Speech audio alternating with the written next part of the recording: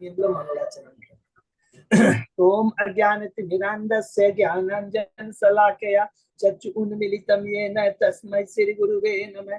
श्री चैतन्य मनोभीष्टं स्थापितं येन भूतले स्वयं रूप कदा मह्यं ददाति स्वपदान्तिकं। वन्देऽहं श्री गुरु श्रीयुगपदकमलं श्री गुरु वैष्णवांच च श्रीरूपं साग्रजातं सहगण रघुनाथं वितं तं सजीवं स्वाद्वैतं सावधूतं परिजं सहितं कृष्ण चैतन्य देवं श्री राधा कृष्ण पादान सहगण ललिता श्री विशाखा वितांत च नम ओम विष्णुपादाय कृष्ण प्रेष्ठाय भूतले श्रीमते भक्ति वेदांत स्वामिन इति नामने। नमस्ते सारस्वती देवे गौरवाणी प्रचारिणे निर्विशेषा शून्यवादी पाश्चात्य देश तारिणी वांछा कल्पतरुभ्यश्च कृपा सिन्धुभ्येव च पतितानां पावनेभ्यो वैष्णवेभ्यो नमो नमः। नमो महावदान्याय कृष्ण प्रेम पदायते कृष्णाय कृष्ण चैतन्य नामने गौरत्विषे नमः। हे कृष्ण करुणा सिंधु दीन बंधु जगतपते गोपेश गोपिका कांत राधा कांत नमस्ते। तप्त कांचन गौरांगी राधे वृंदावनेश्वरी विश्वानुसुते देवी प्रणमामि हरिप्रिये। नीलांचल निवासाय नित्याय परमात्मने बलभद्र सुभद्रायां जगन्नाथाय ते नमः।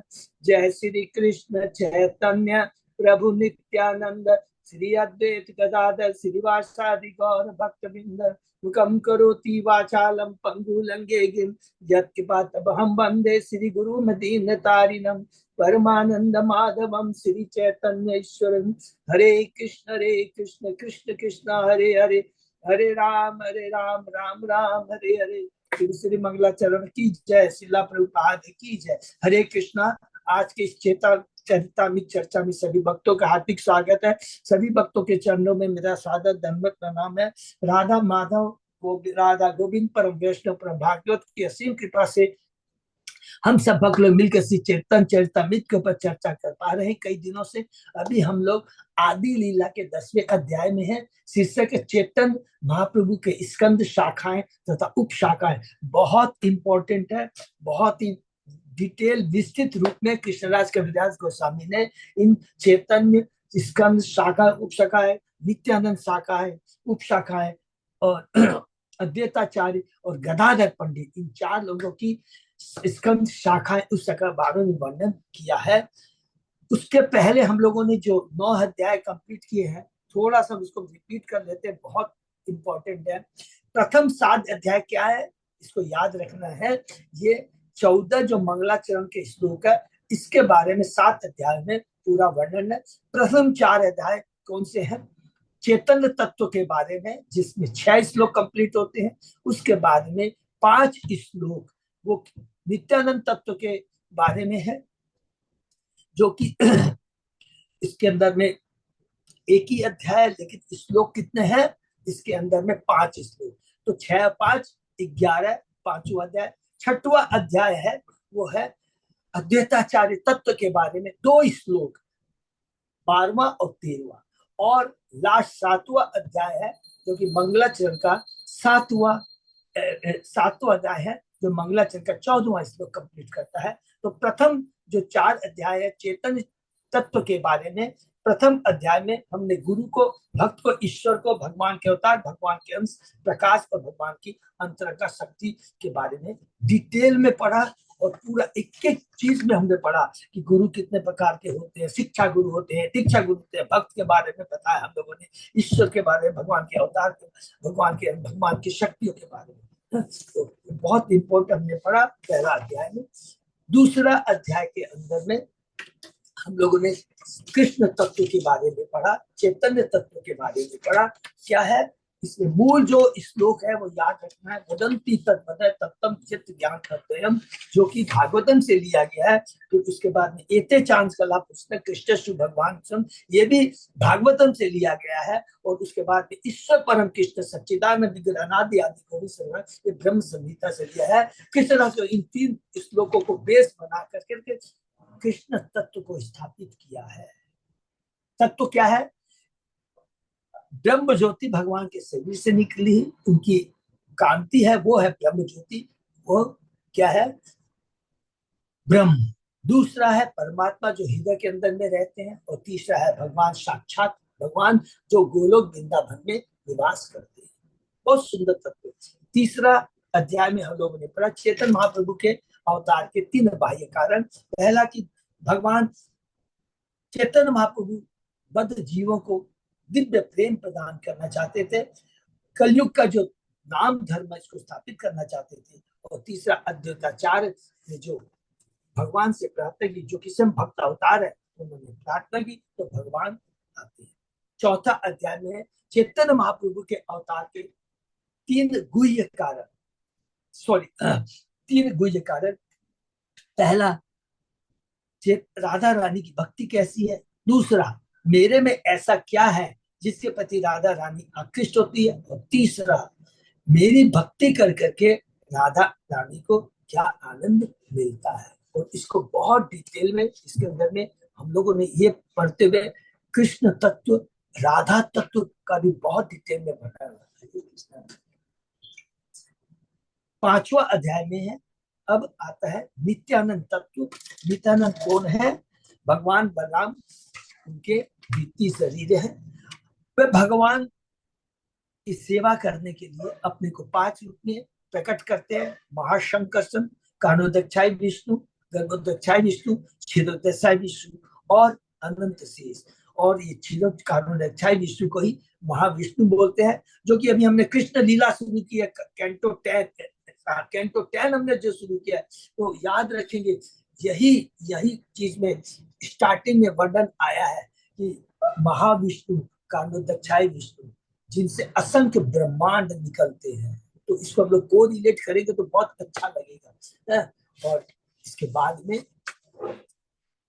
लास्ट अनंत शेष जो भगवान की। तो प्रथम 4 क्या है, कानोदक्षाय विष्णु, गर्भोदक्षाय विष्णु, क्षीरोदक्षाय, महाशंकर, ये सृष्टि का काम करते हैं। और अनंत शेष है नित्यानंद प्रभु कि भगवान की सेवा में, भगवान जब इस आध्यात्मिक जगत में से भौतिक जगत में आते हैं तो गुरु की, भगवान की कैसी सेवा की जाए उसका दायित्व बलराम लेते हैं और हमें बताते हैं कि हमें कैसे भगवान की सेवा करनी चाहिए। इसे को आदि गुरु कहते हैं। 6वां अध्याय में हमने अद्वैताचार्य की महिमा पढ़ी। अद्वैत आचार्य भगवान से अभिन्न है इसलिए अद्वैत है। आचार्य इसलिए है क्योंकि वे भगवान के नाम का प्रचार कर रहे हैं। हरि बोल। और इसी के अंदर में सबसे इंपॉर्टेंट चीज हमने जो पढ़ा, बहुत इंपॉर्टेंट, कि भक्त अवतार होने के बाद में भी नित्यानंद भगवान के द्वितीय शरीर होने के बाद भी भाव क्या, सेवा का भाव है। ये बहुत इंपॉर्टेंट है। और 7वें अध्याय में पंच तत्व के बारे में पढ़ा।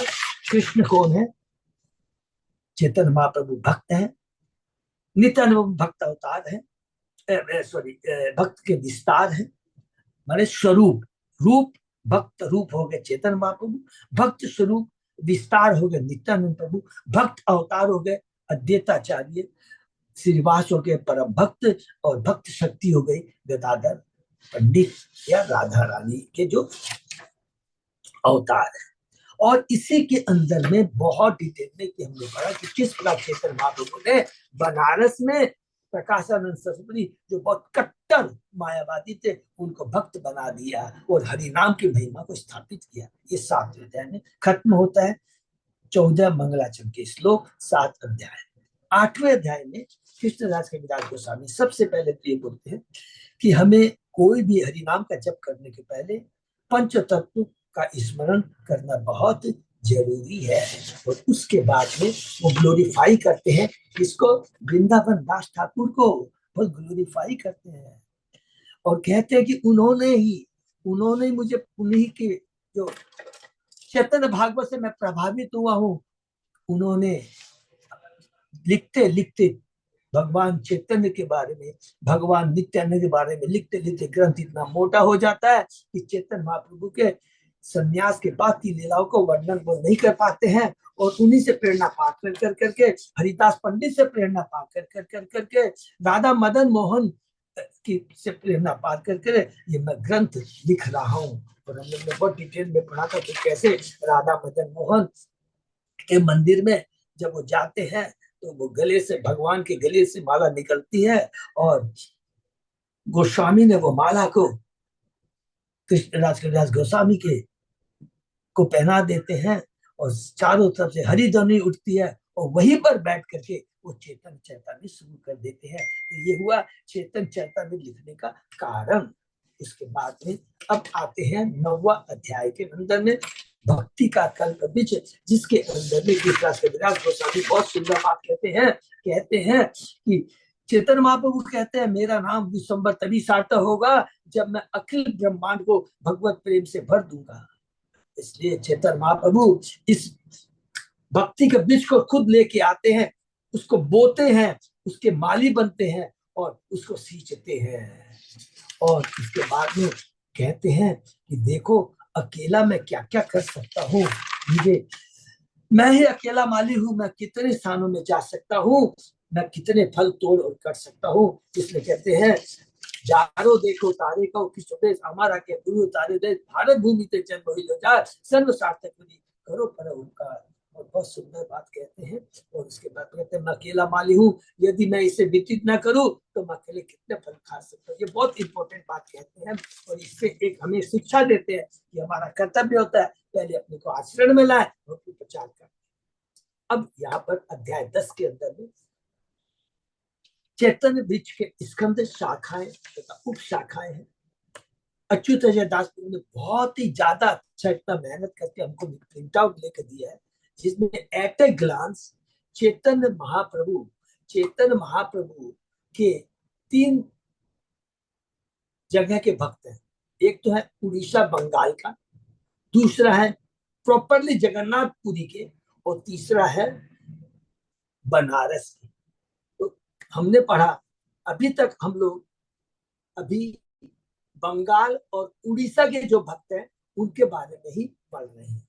इस श्लोक नंबर 8 से लेकर करके 122 तक में उड़ीसा एवं बंगाल के भक्तों के बारे में वर्णन हुआ है। तो अभी तक हम लोगों ने 42 माने टोटल 90 शाखाएं हैं उड़ीसा और बंगाल की। इस श्लोक नंबर 8 से लेकर 123 तक के अंदर में इन 90 शाखाओं का उड़ीसा बंगाल के भक्तों का वर्णन हुआ है। तो इस 90 में से अभी तक हमने 42 शायद प्रभु कनेक्ट करेंगे 42 शाखाओं का वर्णन किया। और इसमें जो 42 शाखाओं का वर्णन हुआ है इसको फिर से ध्यान से सुनेंगे। जो मुख्य जिनका वर्णन हम लोग चेतन में मध्य लीला में बहुत डिटेल में पढ़ेंगे वो है। तो शुरुआत कहाँ से होती है? ये शाखा चेतन महाप्रभु की श्रीवास ठाकुर से, हरि बोल। उसके बाद में हमने पढ़ा मुख्य है पुंडरीक विद्यानिधि। उसके बाद में गदाधर पंडित। पुंडरीक विद्यानिधि कौन है? राधा रानी के ये कहते क्या बताए हैं उनको पिता बतलाते हैं। तीसरा गदाधर पंडित, चौथा राघव पंडित और उनकी बहन दमयंती, हरि बोल, जो कि महाप्रभु के लिए इतना प्रसाद बनाती थी साल भर। वो जो राघव पंडित अपनी बहन का बना हुआ लेकर के उड़ीसा जाते थे, जगन्नाथपुर जाते थे और भगवान चैतन्य महाप्रभु पूरा साल भर खाते थे। आप सोचिए कैसे कैसे सूखे आइटम बनाते थे। उसके बाद में प्रद्युम्न ब्रह्मचारी, जिनका नाम नृसिंह नंद ब्रह्मचारी पड़ा। उसके बाद में शुक्लांबर ब्रह्मचारी, मुकुंद दत्त, वासुदेव दत्त, हरि बोल। बस दोनों भाई हैं और वासुदेव कितने के पालू है। सारे प्रभु सारे ब्रह्मांड के भक्तों लोगों का कष्ट मुझे दे दीजिए। उसके बाद हरिदास ठाकुर, उसके बाद में मुरारी गुप्त कौन है? हरिदास ठाकुर सबको मालूम है। मुरारी गुप्त कौन है? जिनकी कर्चा को लेकर के कृष्णदास कविराज गोस्वामी ने ये ग्रंथ लिखा है। कौन सा? उनके सन्यास की पहली की लीला। उसके बाद में गदाधर दास, उसके बाद में है शिवानंद सेन, हरि बोल। उनकी बहुत डिटेल में हमने सुनी कि कितने महान भक्त हैं और उनके 3 बेटे होते हैं। वो भी सारे के सारे फैमिली को किस प्रकार कृष्ण नित्यानंद प्रभु की और चैतन्य महाप्रभु की कृपा मिलती है। उसके बाद में श्रीधर कोला बेचा, बनमाली पंडित, बुद्धिमंत खान, देवानंद पंडित, गरुड़ पंडित और वाणीनाथ बासु। तो ये हम लोगों ने 42 में मुख्य 18 भक्तों के बारे में हम लोगों ने डिटेल में पढ़ा। तो शिवानंद सेन के बारे में और एक चीज हमने इसमें बहुत इंपॉर्टेंट पढ़ा। क्या पढ़ा? महाप्रभु अपने भक्तों पर 3 रूपों में कृपा प्रदान करते हैं। साक्षात रूप में, आवेश रूप में और आविर्भाव रूप में। तो सबको समझ में आ गया होगा साक्षात का मतलब क्या हुआ, आवेश का मतलब क्या हुआ, और आविर्भाव का मतलब। साक्षात का मतलब हो गया स्वयं चेतन महाप्रभु वहां प्रकट साक्षात होते, साक्षात में आप देख सकते। आवेश का मतलब हुआ भगवान अपनी शक्ति का आवेश किसी के अंदर में डालते हैं। तो यहाँ पर मेंशन किया था नकुल ब्रह्मचारी में। और आविर्भाव का मतलब क्या होता है, भगवान फिजिकली प्रेजेंट नहीं होते हैं, लेकिन जहां भी कीर्तन होता है, कैसे कि जैसे कि जहां भी नित्यानंद प्रभु श्रीनिवास ठाकुर कीर्तन के यहाँ कीर्तन होता है, चेतन महाप्रभु वहां प्रकट हो जाते हैं, नंबर वन। दूसरा, जहां सच्ची माता जी भोजन बनाती है, तो भगवान तो पूरी में है, सच्ची माता बंगाल में है, लेकिन जब सच्ची माता भोग लगाती है तो भगवान आकर उस प्रसाद को ग्रहण करते हैं। तो उसी प्रकार और भी है राघव पंडित की रसोई, राघव पंडित की रसोई, वहां भी बताया गया है कि भगवान आविर्भाव के रूप में प्रकट होते हैं। और शिवानंद सेन के बाद जो तीन पुत्र हैं, चैतन्य दास, रामदास और परमानंद सेन, इनके बारे में बहुत ध्यान से सुनना है, क्योंकि जो सबसे छोटा पुत्र है परमानंद, चेतन महाप्रभु की कितनी बड़ी कृपा हुई है। चेतन महाप्रभु जब वो छोटा सा बच्चा रहता है, उसको अपना अंगूठा उसके मुंह में देते हैं, दिव्य ज्ञान प्रदान हो जाता है, उसमें संस्कृत का श्लोक का उच्चारण कर देता है, और फिर वो बड़े बड़े ग्रंथ लिखता है, जिसमें सब बहुत इंपॉर्टेंट हम लोग पढ़े हैं। और उसका नाम, जो वही परमानंद सेन का नाम क्या दीक्षित क्या नाम होता है, कवि कर्णपूर्ण होता है। और वो बड़े बड़े ग्रंथ लिखे हैं, जिसमें बार बार हम लोग पढ़े होंगे। इस ग्रंथ का नाम वो कौन सा है, गौर गौण देश दीपिका। तो इस प्रकार बहुत सा। और उसके बाद में श्रीधर के बारे में बहुत अच्छे से बोला, कोला बेचा, भगवान को कितना प्यार करते थे, जो भी कुछ कमाते थे केला का पत्ता को बेच कर करके 50% तो गंगा के पूजा में लगाते थे, और 50% से अपना जीवन यापन करते थे। भगवान उनसे बहुत खुश होते थे। तो इस प्रकार अलग अलग भक्तों का हम लोगों ने 42वीं शाखा का वर्णन किया, और उसके आगे हम लोग और आज चर्चा करेंगे। ओम नमो भगवते वासुदेवाय, ओम नमो भगवते वासुदेवाय, ओम नमो भगवते वासुदेवाय। चेतन चरितमृत आदि लीला अध्याय 10 श्लोक नंबर 84। बहुत बहुत धन्यवाद। अच्युत शुरू करते। अनुपम बल्लभ श्री रूप सनातन, तीन शाखा बिच पश्चिमे सर्वोत्तम। हरि बोल। देखिए आ गया स्वसिंपोचन। तीन भाई, अनुपम, सनातन और रूप। तो अनुपम को नहीं बोलेंगे, सनातन और रूप का तो बहुत जगह जगह वर्णन आता है, लेकिन अनुपम का भी याद रखेंगे, क्योंकि अनुपम भगवान के भक्त हैं। और भक्त कैसे हैं मालूम है, उनके पुत्र का नाम है जीव गोस्वामी। जो 6 गोस्वामी में एक है जीव गोस्वामी, वो अनुपम के पुत्र हैं। वृक्ष के पश्चिम की ओर 43वीं, 44वीं तथा 45वीं से सनातन, रूप तथा अनुपम थे। ये सब में श्रेष्ठ थे। हरि बोल। स्वयं देखिए कृष्णदास के अपने श्लोक में लिखते हैं, श्री अनुपम जी गोस्वामी के पिता श्री सनातन गोस्वामी और श्री रूप गोस्वामी के छोटे भाई थे। उनका पहले का नाम बल्लभ था, किंतु चेतन महाप्रभु से भेंट होने के बाद महबूब ने उनका नाम अनुपम रख दिया। ये तीनों भाई मुसलमान सरकार में काम कर रहे थे, अतः उन्हें मल्लिक की उपाधि दी गई थी। हमारा अपना परिवार कलकत्ता के महात्मा गांधी मार्ग के मल्लिकों से संबंधित है। कौन कह रहे हैं, प्रभुपाद जी कह रहे हैं बात।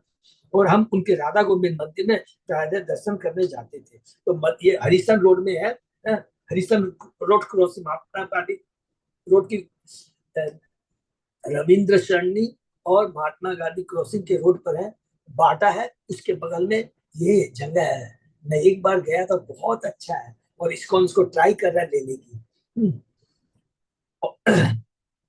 और हम उनके राधा उन्नत में प्राय दर्शन करने जाते थे। उनका संबंध उसी परिवार से है जिससे हमारा हमारा गोत्र, प्रभुपाद जी कह रहे गौतम है, जो गौतम मुनि की गुरु परंपरा से है, और हमारा कुल नाम दे है, अभय चंद दे।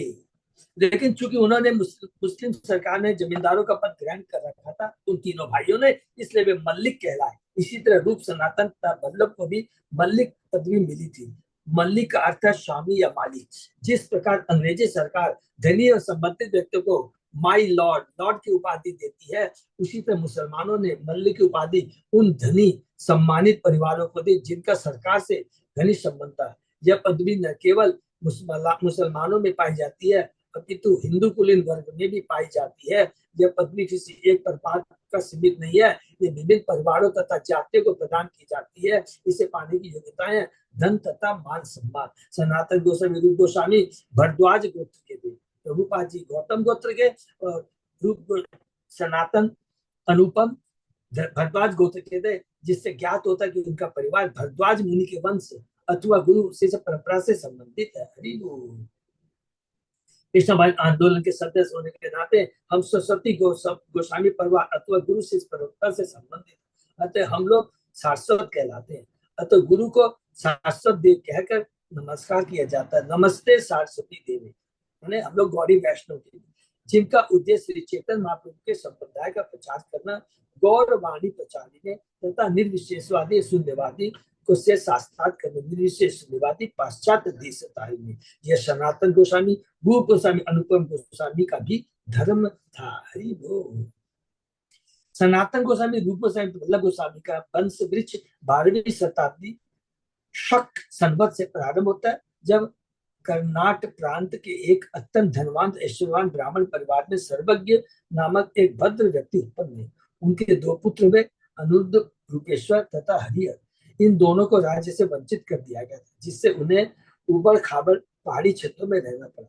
रूपेश्वर का पुत्र पद्मनाभ हुआ, जो बंगाल के नैहाटी नामक स्थान को चला गया, जो गंगा नदी के किनारे से। उसके 5 पुत्र हुए, जिनमें सबसे छोटे पुत्र मुकुंद का कुमार देव नामक अत्यंत शिष्ट पुत्र हुआ। उसी के रूप सनातन तथा वल्लभ तीनों उत्पन्न हुए। ये बस नोट कर लेंगे हैं, ये किसके पुत्र हैं? सनातन वल्लभ उत्पन्न। कुमार देव नाम का एक अत्यंत शिष्ट पुत्र हुआ, उसी के पुत्र कुमार देव के।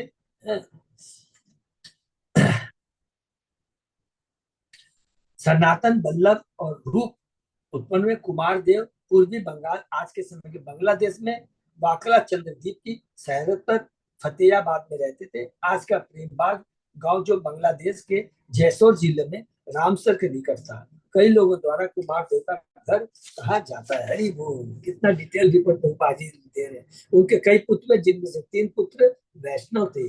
बाद में श्री वल्लभ तथा उनके बड़े भाई रूप एवं सनातन चंद्रदीप से रामकेली नामक गांव चले गए, जो बंगाल के मालदा जिले में। श्री जीव गोस्वामी का जन्म इसी गांव में हुआ और वल्लभ उनके पिता थे, मीन्स रूप अनुपम उनके पिता थे। तीनों भाई मुस्लिम सरकार में नौकरी करते थे, इसलिए उन्हें मल्ली की उपाधि मिली। जब श्री चैतन्य महाप्रभु राम के लिए गांव गए थे, तो वहां वे वल्लभ से मिले थे। बाद में श्री रूप गोस्वामी से श्री चैतन्य महाप्रभु से भेंट करने के बाद सरकारी नौकरी से त्याग पत्र दे दिया, और जब वे महाप्रभु से मिलने वृंदावन गए, तब वल्लभ उनके साथ में थे। इलाहाबाद में रूप गोस्वामी वल्लभ की भी चैतन्य महाप्रभु से जो भेंट हुई, उसका वर्णन मध्य लीला के अध्याय 19 में हुआ है। हरि बोल। वास्तव में सनातन गोस्वामी के कथन से पता चलता है कि चैतन्य महाप्रभु के आदेशानुसार ही रूप गोस्वामी तथा वल्लभ वृंदावन गए थे। सर्वप्रथम वे मथुरा गए, जहाँ उनकी भेंट सुबुद्धि राय नामक एक भद्र पुरुष से हुई, जो जलाऊ लकड़ी बेचकर जीवन यापन करते थे। वे रूप गोस्वामी तथा अनुपम से मिलकर अत्यंत प्रसन्न हुए, और उन्होंने इन्हें वृंदावन के बाहर बंद दिखलाए, वृंदावन के बाहर बंद दिखलाए। इस तरह वे वृंदावन में 1 मास तक रहे, तो तब पुनः सनातन गोस्वामी को ढूंढने निकले। वे गंगा के प्रवाह मार्ग का अनुसरण करते हुए इलाहाबाद का प्रयाग तीर्थ पहुंचे, किंतु सनातन गोस्वामी वहां दूसरे रास्ते से आए थे, अतः वे वहां उनसे नहीं मिल सके। ये सारी पूरा डिटेल में वर्णन हमें मध्य लीला में मिलेगा। जब सनातन गोस्वामी मथुरा पहुंचे, तो उन्हें सुबुद्धि राय ने रूप गोस्वामी अनुपम की मुलाकात की खबर दी। जब रूप गोस्वामी तथा अनुपम बनारस में महाप्रभु से मिले, तो उनके मुख से उन्होंने सनातन की यात्रा के विषय में पूछा। अतः वे बंगाल लौट गए। उन्होंने वहां अपना काम धाम संभाला, और श्री चैतन्य महाप्रभु के आदेश से उनसे भेंट करने जगन्नाथपुरी गए। हरि बोल।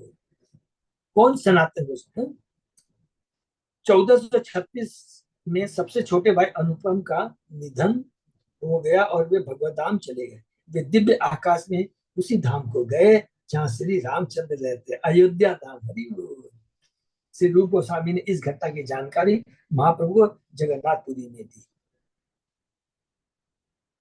वल्लभ श्री चैतन्य महाप्रभु के महान भक्त थे, अतः वे श्री चैतन्य महाप्रभु के आदेश पर राधा गोविंद की पूजा नहीं कर पाते थे। फिर भी उन्होंने श्री चैतन्य महाप्रभु को भगवान रामचंद्र का अवतार मान लिया था। भक्ति रहते इस कथन को उल्लेख किया कि वल्लभ को अनुपम नाम की सुंदर गौर सुंदर श्री गौर सुंदर द्वारा दिया गया, किंतु वे सदैव भगवान रामचंद्र की सेवा में मग्न रहते थे। वे श्री रामचंद्र के अतिरिक्त अन्य किसी को नहीं जानते थे, किंतु वे यह जानते थे चेतन वही भगवान श्री रामचंद्र। ये बहुत बड़ी बहुत इंपॉर्टेंट इंफॉर्मेशन है, बहुत अच्छा। गौर गणोदेश दीपिका में है कर्णवीर कौन है, याद रखें, शिवानंद सेन के सबसे छोटे पुत्र परमानंद सेन है, जिनका नाम बाद में कर्णवीरपुर हुआ, और उन्होंने ये बुक्स लिखी है। गौर गणेश दीपिका में श्री रूप गोस्वामी को श्री रूप मंजिल नामक गोपी बताया गया है। भक्ति रत्नाकर में रूप गोस्वामी द्वारा लिखित ग्रंथों की सूची दी है। उनके समस्त ग्रंथों में निम्नलिखित 16 ग्रंथ वैष्णव में अत्यंत प्रसिद्ध प्रचलित है। हरि बोल। हंसदूत, उद्धव संदेश, कृष्ण जन्म तिथि विधि, राधा कृष्ण गणोदेश दीपिका, बृहत तथा लघु, स्वतमाला, विदग्ध माधव, ललित माधव, दान केली कौमुदी, भक्ति रसायन सिंधु, यह रूप गोस्वामी द्वारा सर्वाधिक प्रसिद्ध ग्रंथ है। उज्ज्वल नीलमणि, आख्यात चंद्रिका, मथुरा महिमा, पद्मावली, नाटक चंद्रिका तथा लघु भागवतामृत बहुत इंपॉर्टेंट है, इसको नोट कर लेंगे। ये रूप गोस्वामी की रचनाएं हैं। श्री रूप गोस्वामी ने सारे पारिवारिक संबंध तोड़कर संन्यास ले लिया था और अपने धन का 50% ब्राह्मणों तथा वैष्णवों को तथा 25 अपने कुटुंबियों को तथा बाकी 25 को अपनी आकस्मिक आस्थाओं के लिए रख छोड़ा। वे जगन्नाथपुरी में हरिदास ठाकुर से मिले, जहां उनकी भेंट श्री चैतन्य महाप्रभु तक उन संज्ञों से मिली। श्री चैतन्य महाप्रभु रूप गोस्वामी की हस्तलिपि लिखावट की प्रशंसा की, तो बहुत सुंदर उनकी हैंड राइटिंग।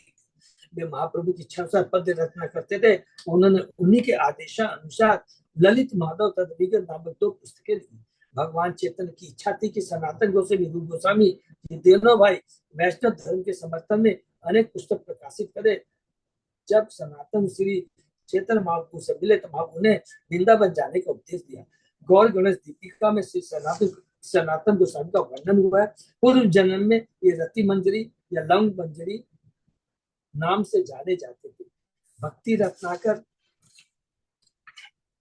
में कहा गया कि उनके गुरु विद्यावाचस्पति कभी कभी रामकेली गांव आकर रुकते थे और सनातन गोस्वामी ने उन्हीं से सारे वैदिक साहित्य का अध्ययन किया था। वे अपने गुरु के इतने आज्ञाकारी थे कि उनका वर्णन ही नहीं हो सकता। वैदिक पद्धति के साथ यदि किसी की भेंट किसी मुसलमान से हो जाए तो उसे तुरंत प्रायश्चित के लिए कुछ अनुष्ठान करनी चाहिए। सनातन गोस्वामी तो सदा ही मुसलमान राजाओं के साथ साथ थे। वे वैदिक आदेशों की अधिक परवाह न करते हुए मुसलमान राजाओं के घर मिलने जाते रहते थे और इस तरह अपने आप को मुसलमान में परिवर्तित हुए मान चुके थे। अतः वे अत्यंत दीन और नम्र थे। महाप्रभु के समक्ष उपस्थित होते से उन्होंने कहा, मैं सदैव निम्न वर्ग के लोगों के साथ रहता हूँ, अतः मेरा आचरण अत्यंत गर्हित है। वास्तव में वे सम्मानित ब्राह्मण परिवार के थे। ओरिजिनली है, अभी हमने पढ़ा है कि वो ओरिजिनली सम्मानित ब्राह्मण परिवार के थे, किंतु वे अपने आचरण को नीच मानने के कारण कभी ब्राह्मणों के बीच में नहीं जाना चाहते थे, अपितु वे सदैव नीची जाति के लोगों के साथ रहते थे। उन्होंने अपनी बुक से हरि भक्ति विलास तथा श्रीमद् भागवत के तत्व का वैष्णव तोषणी नामक भाष्य लिखा। 1476 में उन्होंने श्रीमद् भागवत पर बृहद वैष्णव तोषणी नामक भाष्य समाप्त किया। बृहद भागवतम 1504 में उन्होंने लघु तोषणी समाप्त किया। तो ये भी ग्रंथ उनके हैं, हमें नोट करना है। श्री चैतन्य महाप्रभु ने 4 प्रमुख अनुयायियों के माध्यम से अपने सिद्धांतों की शिक्षा दी। इनमें से रामानंद राय अद्वितीय है, क्योंकि उनके माध्यम से महाप्रभु ने अपने भक्त को काम वास्तव को पूरी तरह जीतने की शिक्षा दी। रामानंद राय, रूप गोस्वामी, सनातन गोस्वामी। काम वास्तव का मन से जो ही किसी सुंदरती को देखता है वो उसकी सुंदरता के बस में आ जाता है। श्री रामानंद राय ने काम के गर्व को दूर किया। नीचे जगन्नाथ वल्लभ नाटक का अभ्यास करते समय उन्होंने सुंदर कर्मियों के नृत्य का निर्देशन किया, किंतु फिर भी वे कभी उनके युवा शब्द से प्रभावित नहीं हुए। श्री रामानंद स्वयं इन कर्मियों को अपने हाथ से नहलाते, उनका स्पर्श करते थे, किंतु तब भी वे शांत तथा काम वासना रहित बने, जिस तरह के उन्नत भक्त को होना चाहिए। श्री चैतन्य महाप्रभु ने प्रमाणित किया कि केवल रामानंद राय के लिए ही ऐसा कर पाना संभव था। इसी तरह दामोदर पंडित अपनी निरपेक्ष आलोचना के विख्यात थे। अपनी आलोचना में महाप्रभु को भी नहीं छोड़ते थे। ये दामोदर पंडित और स्वरूप दामोदर अलग है, प्लीज थोड़ा ध्यान रखेंगे। नहीं छोड़ते थे, इनका भी कोई अनुकरण नहीं कर सकता। हरिदास ठाकुर अपनी सहनशीलता के लिए अतिथि थे, क्योंकि यद्यपि उन्हें 22 बाजारों में बैतों से पीटा गया, फिर भी वे सहिष्णु बने रहे। इसी प्रकार से सनातन गोस्वामी एक सम्मानित ब्राह्मण कुल के होते हुए भी अपनी दीनता तथा विशेषता में अतिथि थे। मध्य लीला के 19वें अध्याय में सनातन गोस्वामी ने सरकारी नौकरी से मुक्ति पाने के लिए जो युक्ति अपनाई, उसका वर्णन बहुत सुंदर है, मिलता है। उन्होंने नवाब मुसर साहब के पास बीमारी की सूचना भेजी, किंतु दरअसल में ब्राह्मणों के अपने घर पर सिर्फ भागवत का अध्ययन कर रहे थे। नवाब को एक राज्य में से यह सूचना मिल गई, अतः वह तुरंत इस रहस्य का पर्दाफाश करने सनातन गोस्वामी के यहाँ गया। नवाब ने सनातन से प्रार्थना की कि वे उसके साथ उड़ीसा यात्रा पर चले, क्योंकि जब गोस्वामी ने मना कर दिया तो नवाब ने आदेश दिया कि उन्हें तुरंत जेल में डाल दिया जाए। जब रूप गोस्वामी ने घर छोड़ा, उस समय उन्होंने सनातन गोस्वामी को एक पत्र लिखकर सूचित किया कि वे अपना कुछ धन किसी स्थानीय पंसारी के यहाँ छोड़ जा रहे हैं। सनातन गोस्वामी ने इस धन का उपयोग जेलर को घूस देने और कैद से छुटने में किया। फिर वे महाप्रभु से मिलने के लिए बनारस के लिए चल पड़े और अपने साथ केवल एक नौकर ले गए, जिसका नाम ईशान था। रास्ते में वे एक सराय में रुके, और जब सराय के मालिक को पता चला कि ईशान के पास कुछ स्वर्ण मुद्राएं हैं, तो उसने उन मुद्राओं को लेने के लिए सनातन को तथा ईशान दोनों को मार डालने की योजना बनाई। बाद में सनातन गोस्वामी ने देखा कि सराय का मालिक उन्हें न जानते हुए भी उनकी सुख सुविधाओं का विशेष ध्यान रख रहा था। अतः वे इस नतीजे पर पहुंचे कि ईशान चोरी छिपे कुछ धन रखे हुए है, जिसका पता सराय के मालिक को लग चुका है, और इससे उसने उन्हें मारने की योजना बनाई। पूछे जाने पर जब ईशान ने स्वीकार कर लिया कि उसके पास वास्तव में कुछ धन है, तो सनातन ने तुरंत ही उससे वह धन लेकर सराय वाले को दे दिया, और उसने प्रार्थना की कि वह उसे जंगल के पार जाने में सहायता करे। देखिए, जो भी बचा हुआ था वो भी उन्होंने कृष्ण भक्ति में लगाया। कैसे? चेतन महाप्रभु से मिलना है, धन के प्रति कोई आसक्ति नहीं थी, सब कुछ त्याग दिया, सराय के मालिक को दे दिया। इस तरह उस क्षेत्र के चोरों से मुखिया उस समय उस सराय वाले की सहायता से ये हाजीपुर पहाड़ को लांग पाए, जो आजकल हजारीबाग कहलाता है। जब उनकी भेंट अपने साले श्रीकांत से हुई, जिसने उन्हें अपने साथ रुकने के लिए कहा, सनातन ने मना कर दिया, किंतु विदा होने के बाद श्रीकांत ने उन्हें एक मूल्यवान कंबल दिया। इसकी भी बहुत बढ़िया लीला है। सनातन गोस्वामी किसी तरह वाराणसी पहुंचे और वहां चंद्रशेखर के मकान में महाप्रभु से मिले। महाप्रभु की आज्ञा से सनातन की दाढ़ी और सिर के बाल कटवा दिए गए, उनकी वेशभूषा बदलकर बाबा जी जैसी कर दी। उन्होंने तपन मिश्र के पुराने वस्त्र पहने और एक महाराष्ट्रीय ब्राह्मण के घर प्रसाद ग्रहण किया। फिर महाप्रभु से चर्चाओं के समय महाप्रभु ने उन्हें भक्ति के विषय में सारी बातें बताई। मध्य लीला के हम लोग 21वें 20, 21, 22 माने 19, 20, 21 ये तीनों अध्याय में रूप गोस्वामी और सनातन गोस्वामी को शिक्षा दी है। बहुत सुंदर है। उन्होंने सनातन गोस्वामी को भक्ति विषय पुस्तक लिखने, वैष्णव कार्यकलापों के संबंधित एक निर्देशन लिखने, वैष्णव एथिक्स के ऊपर जो उन्होंने लिखा है, तथा वृंदावन के प्राचीन विस्तृत स्थलों का पुनः उद्धार करने का उपदेश दिया। इन सारे कार्यों को पूरा करने के लिए महाप्रभु ने उन्हें आशीर्वाद दिया और आत्माराम श्लोक की 61 प्रसार से व्याख्या भी की। हरि बोल। सनातन मुख्य मार्ग से वृंदावन गए, और जब वे मथुरा पहुंचे तो उनकी भेंट सुबुद्धि राय से हुई। तत्पश्चात वे झारखंड अर्थात मध्य प्रदेश के जंगल से होकर जगन्नाथपुरी आए। वहां उन्होंने जगन्नाथ रथ के पहिए के नीचे गिरकर शरीर त्यागने का निश्चय किया, किंतु महाप्रभु ने उन्हें बचा लिया। उन्हें हरिदास ठाकुर से मिलने के बाद अनुभव का अवसान होने का पता चला। बाद में सनातन गोस्वामी ने हरिदास ठाकुर की महिमा का वर्णन किया। सनातन गोस्वामी जगन्नाथ मंदिर के प्रति शिष्टाचार का पालन करते हुए समुद्र से होकर महाप्रभु का दर्शन करने। यद्यपि धूप के कारण गर्मी बहुत थी, उन्होंने जगदानंद प्रभु से प्रार्थना की कि उन्हें वृंदावन वापस जाने की अनुमति दी जाए। श्री चैतन्य महाप्रभु ने सनातन गुरु के चरित्र की प्रशंसा की, उनके शरीर को आध्यात्मिक मानकर उनका आलिंगन किया। ये बहुत इंपॉर्टेंट है। महाप्रभु ने थोड़ा सा डिस्कस कर लेते हैं। जब सनातन गोस्वामी आते हैं तो उनके शरीर गंदा था, सब कुछ था, लेकिन चेतन बाबू गले लगा के बोलते हैं, तुम्हारा ये शरीर है दिव्य है, ये मेरा है, तुम्हारा शरीर नहीं है। इस शरीर से मैं वृंदावन के जो लुप्त जो विग्रह, लुप्त जो तीर्थ स्थान है उसको उजागर करूंगा। वैष्णव सेवा, वैष्णव सदाचार के बारे में, वैष्णव हरि नाम का प्रचार करने में मैं तुम्हारे शरीर का उपयोग करूंगा। बहुत सुंदर बात बोलते हैं इसमें। महाप्रभु ने आदेश दिया कि सनातन में 1 वर्ष तक जगन्नाथपुरी में रहे।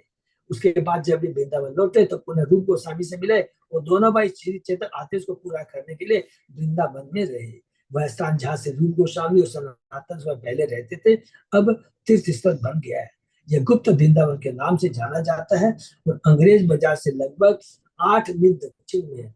आज भी निम्नलिखित स्थानों के दर्शन किए जाते हैं।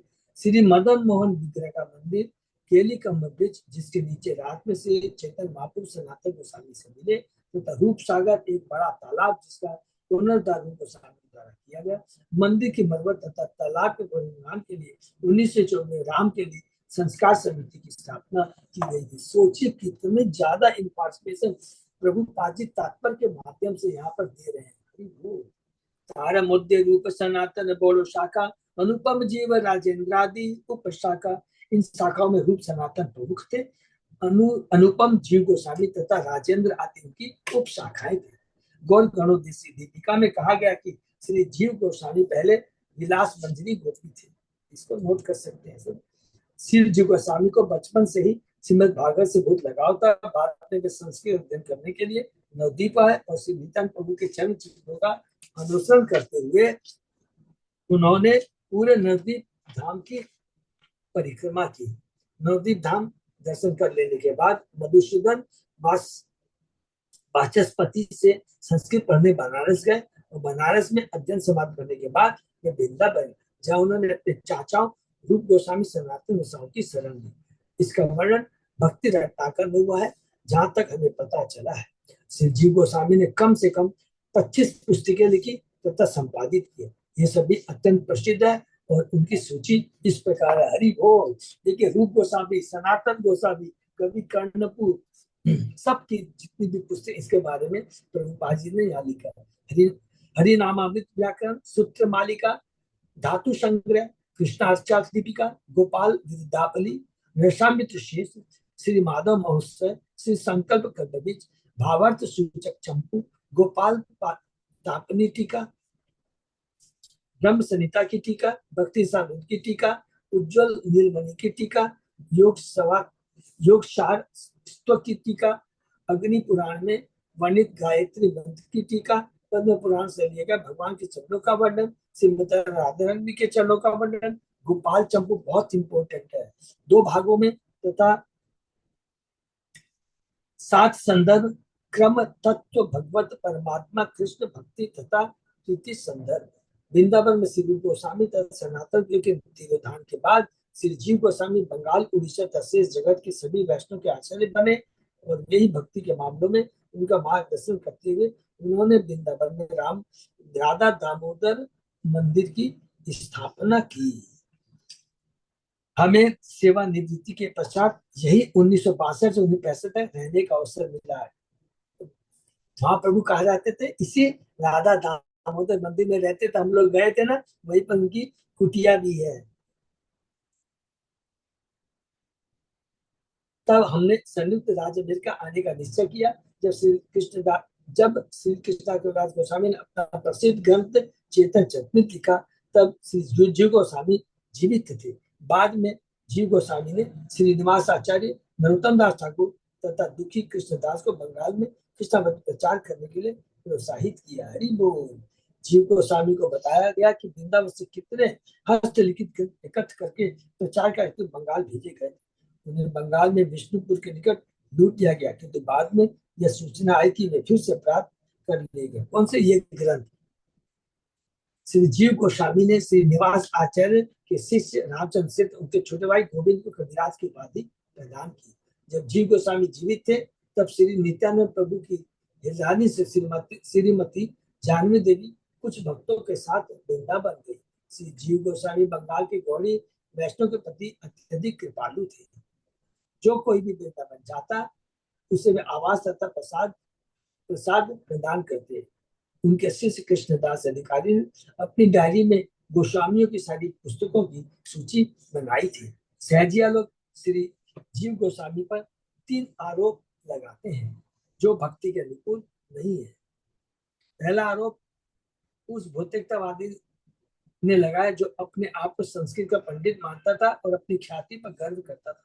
वह श्री रूप सनातन के पास शास्त्रार्थ करने के बहाने पहुंचा था। श्री रूप तथा सनातन गोस्वामी अपना समय गंवाना नहीं चाहते थे, अतः उन्होंने लिखित बयान दे दिया कि वे शास्त्र में उससे हार गए।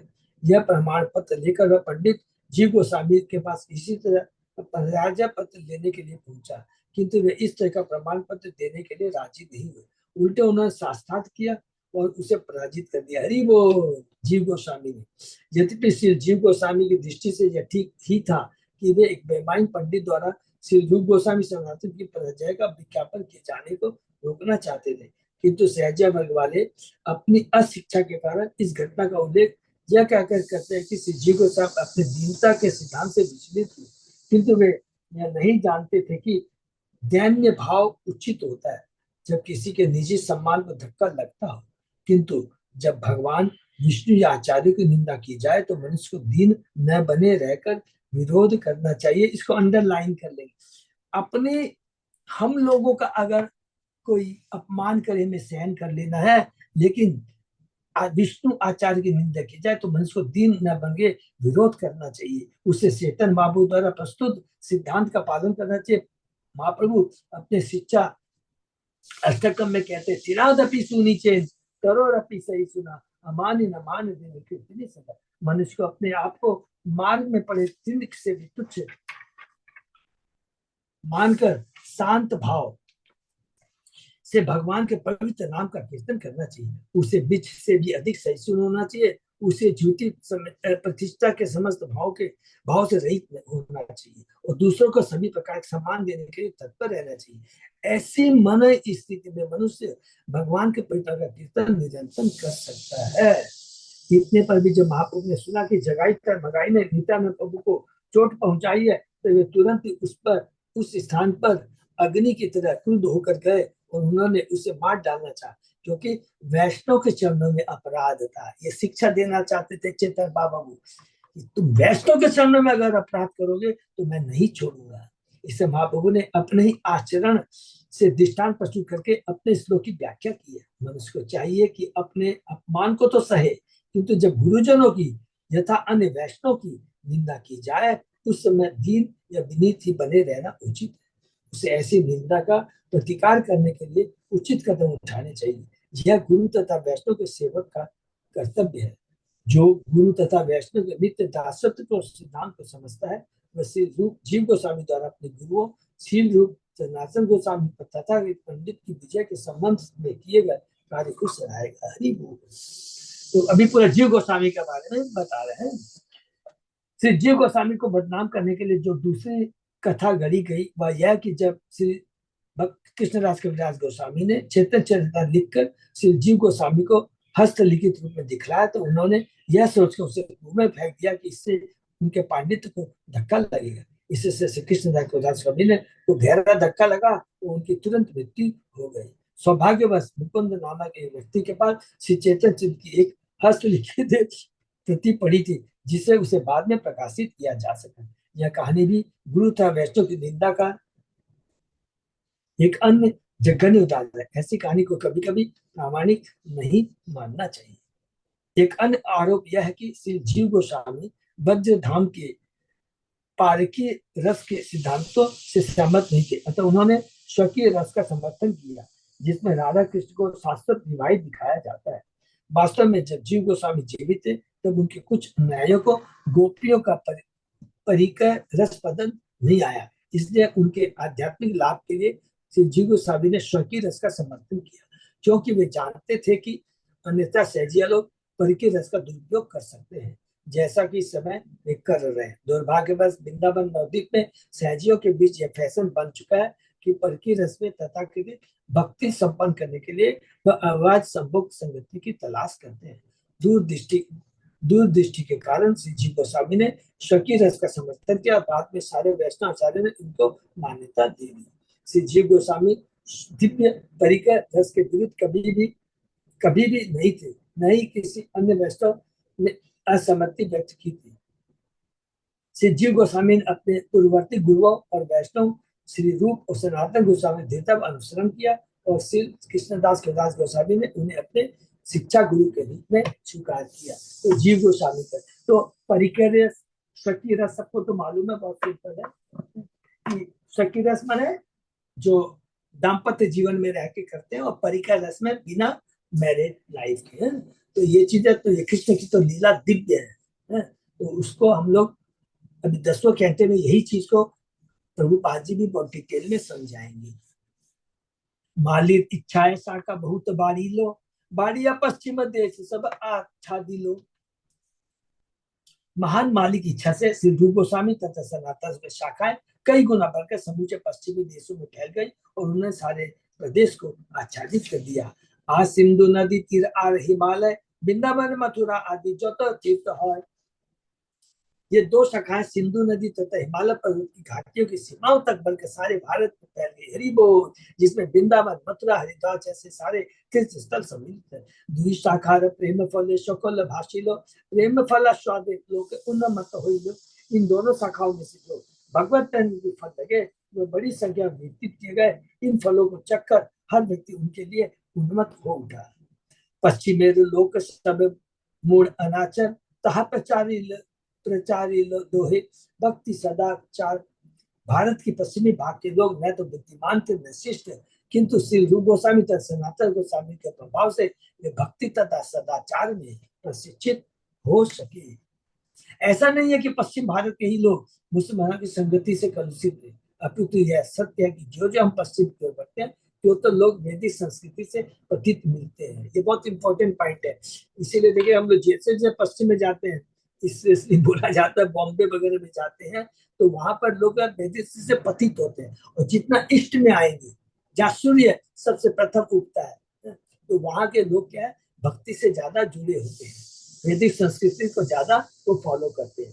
5000 वर्ष पूर्व तब तक यह संपूर्ण ग्रह भारत परीक्षित के अधीन था, तब सर्वत्र वैदिक संस्कृति प्रचलित थी, किंतु धीरे धीरे लोग अवैदिक संस्कृति से प्रभावित होते गए। उन्हें इसका ज्ञान ही नहीं रहा कि भक्ति के संबंध में किस आचरण किया जाता है। श्री रूप गोस्वामी तथा सनातन ने बड़ी कृपा करके पश्चिमी भारत में भक्ति संप्रदाय का प्रचार किया। उन्हीं के चरण पर चलते हुए चैतन्य संप्रदाय के प्रचारक पाश्चात्य जगत में संकीर्तन आंदोलन का प्रसार कर रहे हैं और वैष्णव सिद्धांतों का प्रचार कर रहे हैं। इससे वे पहले से मलेच्छों तथा यौनों की संस्कृति के अभ्यस्त लोगों को सुधार रहे हैं और शुद्ध कर रहे हैं। पाश्चात्य देशों में हमारे सारे भक्त अवेक्षण नशाखोरी मांसाहार तथा जुआ खेलने की अपनी अपनी बुरी आदतें छोड़ देते हैं। 500 वर्ष पूर्व कम से कम पूर्वी भारत में ये कुरीतियां अज्ञात थी। पश्चिम भारत में था, पश्चिम देशों में था, लेकिन पूर्वी भारत में नहीं थी। किंतु दुर्भाग्य इस समय सारा भारत इन अवैधिक सिद्धों का शिकार बना हुआ है, जिसमें कभी कभी सरकारी समर्थन भी मिलता रहता है। तो सरकारी समर्थन मीन्स जो गवर्नमेंट अलाउइंग कसाई खाना, शराब खाना, ये सब चीज गवर्नमेंट से परमिशन मिला है। शास्त्र दृष्टि कह लो, लुप्त तीर्थ उद्धार, वृंदावन कह लो, श्री मूर्ति सेवा, बहुत इंपॉर्टेंट श्लोक है। सारे लुप्त तीर्थों का उद्धार सनातन गोस्वामी ने चैतन्य महाप्रभु के आदेश के अनुसार किया है। प्रामाणिक शास्त्रों के निर्देश दोनों गोस्वामियों ने लुप्त तीर्थ स्थलों का पुनरुद्धार किया और वृंदावन में अर्चाभिकों की पूजा का सूत्रपात किया है। जहां तक हम श्री राधा को देखते हैं, वहां पर श्री चैतन्य महाप्रभु के समय एक खेत था, वहां एक छोटी सी तलैया थी जिसमें चैतन्य महाप्रभु ने स्नान किया और ये इंगित किया कि पहले इस स्थान पर राधा कुंड था। हरि बोल। तो राधा कुंड श्याम कुंड तो जब द्वापर युग में बना था, लेकिन चेतन महाप्रभु ने उसे उसका पुनः उसको उजागर किया था। तो दोनों में अंतर है, ये याद रखें। उनके निर्देशन से श्री गुरु गोस्वामी सरकार ने राधा कुंड का जीर्णोद्धार की कराया। यह इस बात के उज्ज्वलन उदाहरणों में से एक है कि किस तरह गोस्वामियों ने लुप्त तीर्थ स्थलों की खुदाई कराई। इसी तरह गोस्वामियों के ही प्रयासों से वृंदावन के सारे महत्वपूर्ण मंदिरों की स्थापना की गई। तो दो हो गया, गुप्त तीर्थ स्थल का उजागरण किया, मंदिरों की स्थापना किया, हरिनाम का प्रचार किया।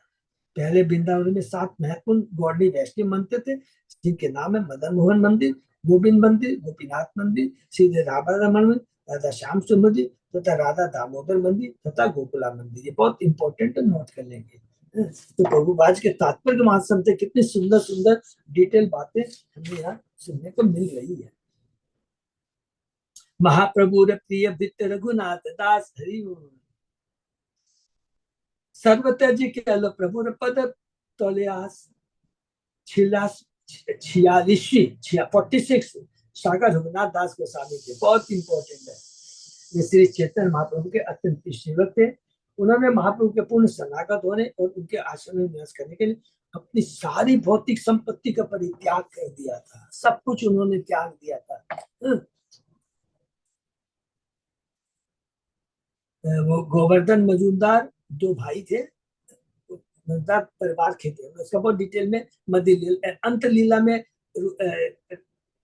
बहुत सुंदर वर्णन है रघुनाथ दास गोस्वामी की लीला का। श्री भक्ति सरस्वती ठाकुर अपने अनुभाष्य में लिखते हैं, श्री रघुनाथ दास गोस्वामी संभव 1416 शताब्दी के 1494 ईस्वी में एक कायस्थ परिवार में जन्मे थे। वे तत्कालीन जमींदार हिरण मजूमदार और गोवर्धन मजूमदार के छोटे भाई गोवर्धन मजूमदार के पुत्र थे। जिस गांव में उनका जन्म हुआ था वह श्री कृष्णपुर के नाम से प्रसिद्ध है।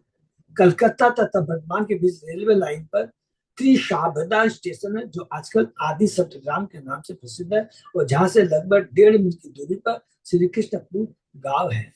वहां पर श्री रघुनाथ दास गोस्वामी का पैतृक घर स्थित था। वहां पर अब भी श्री राधा गोविंद का मंदिर है।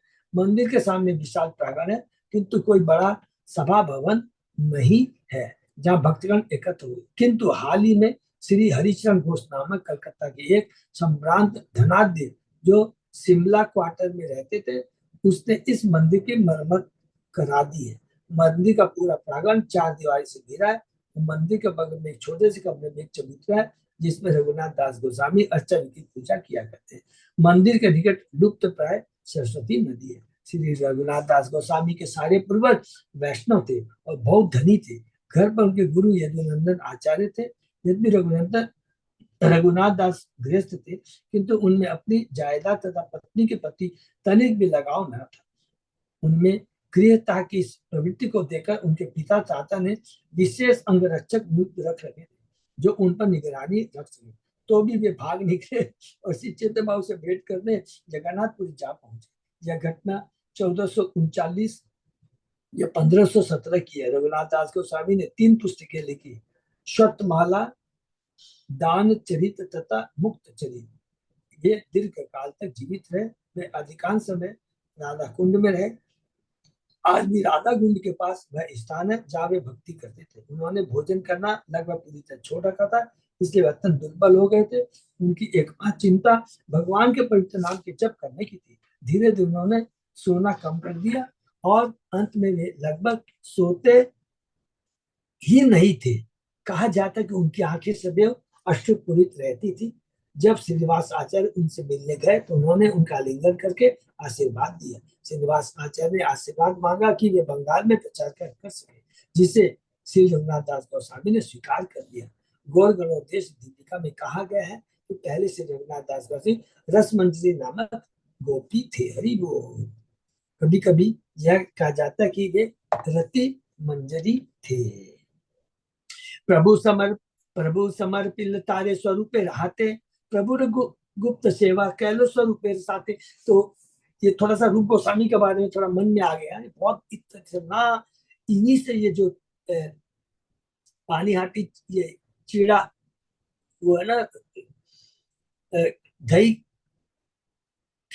दही चीड़ा, ये महोत्सव इन्हीं के द्वारा, इन्होंने ही शुरू करवाया था। जब नित्यानंद प्रभु ने इनको आशीर्वाद दिया था, नित्यानंद प्रभु से छिपकर वो महाप्रभु से मिलने जाते थे, तब नित्यानंद प्रभु ने इस लीला के माध्यम से बताया कि देखो, बिना गुरु के यदि कोई डायरेक्ट भगवान से मिलना चाहता है, जीवन में सक्सेस नहीं होगा। एक तो ये बहुत सुंदर, और दूसरा, जब वो घर छोड़ करके बार बार भाग जाते थे, तो उनकी माता ने कहा, किसकी माता ने? रघुनाथ दास गोसाई माता ने कहा, ये बार बार भाग जाता है, इसको रस्सी से बांध दो। तब गोवर्धन मजूमदार बोलते हैं, जिसके पास में इतना बड़ा ऐश्वर्य, इंद्र जैसा ऐश्वर्य है, अप्सरा जैसी पत्नी है, वो दोनों इसको बांध नहीं सके, तो तेरी ये डोरी क्या काम आएगी, कैसे बांध सके? बहुत सुंदर लीला है। तो वही रूपनाथ गोस्वामी प्रभु समर्पित कार्य, यही पर समाप्त करते हैं। अच्युत अजय दास प्रभु आज केवल इन्हीं के बारे में ही, रूप सनातन जीव गोस्वामी के बारे में जो तात्पर्य में जो लिखा ना, बहुत ज्यादा इम्पोर्टेंट है। और इसका पूरा का पूरा डिटेल में जो है हम लोग को मध्य लीला में मिलेगा, तो हम लोग आगे चर्चा करेंगे। हरे कृष्णा। किसी का कोई प्रश्न है?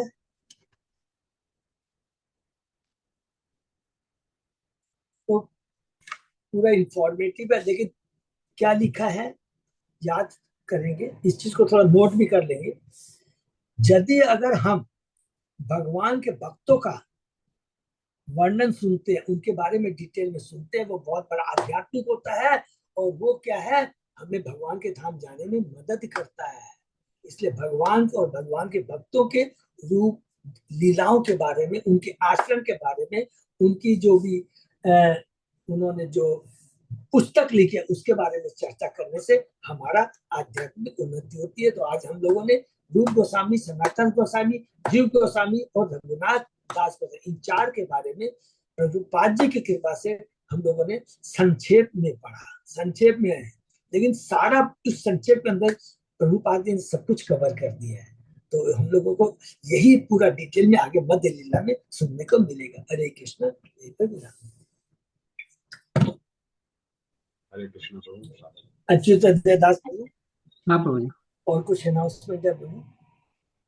नहीं प्रभु जी, बस ठीक है, तो हम लोग यहीं पर विराम देते हैं। हरे कृष्ण। जो इम्पोर्टेंट जो चीजें है ना, प्लीज थोड़ा मेहनत कीजिएगा, एक खाता बना के लिख कर उसको नोट करते जाइएगा। कि मैं जैसे कि टोटल 90 जो शाखाएं चैतन्य महाप्रभु की, जो मैं हम लोग ने अभी डिस्कस किया बिगनिंग में, उसको नोट कर लेंगे, उनका डिटेल में वर्णन हम लोगों को मिलेगा, नंबर 1। दूसरा, रूप गोस्वामी ने, सनातन गोस्वामी ने, जीव गोस्वामी ने, रघुनाथ दास गोस्वामी ने जो जो बुक्स लिखी है ना, यहाँ पे इसका वर्णन है, उसको एक जगह लिख लीजिएगा तो बहुत काम आएगी। और यदि हम लोग को समय मिलेगा ना, तो हम लोग चेतन चरितामृत, भगवत गीता, भागवतम को कंप्लीट करने के बाद उन बुक्स को लेकर के ट्राई करेंगे, ठीक है ना? हरे कृष्ण। हरि बोल, हरि बोल। भक्तों का बहुत बहुत धन्यवाद। विराम।